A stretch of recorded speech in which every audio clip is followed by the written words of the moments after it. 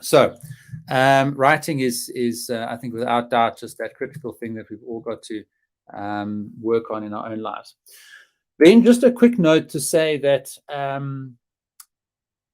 in the different faculties, so these are the sort of big 5 major faculties that you'll find, at universities and in academia around the world, you will find a slightly different style or vocabulary or approach to writing in each of these faculties.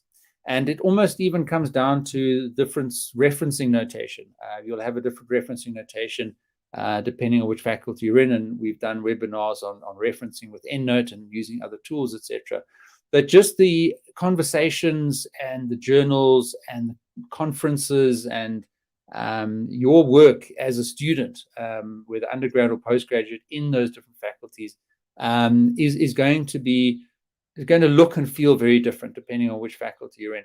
And the principles that I teach and we'll go through now in this webinar, and which I'll make available to you in the course, which you can go through in more detail, really are generic across all of these faculties. Within each of those faculties, the best way for you to build up familiarity is to read other people's work. Read your supervisor's final report or thesis.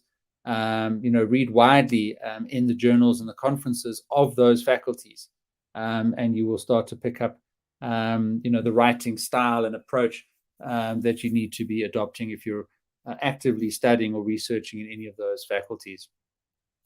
Okay, but I think importantly, this is no excuse for unnecessarily complex writing, and this is one of the big things that I teach. And certainly those of us at the earlier stage of our academic journey, you might look at much more senior profs, potentially within these faculties, and that's a very dense, complex style of writing that they use. And really, you should not try and copy that. You should really, as I say, write as unambiguously and as clearly as possible.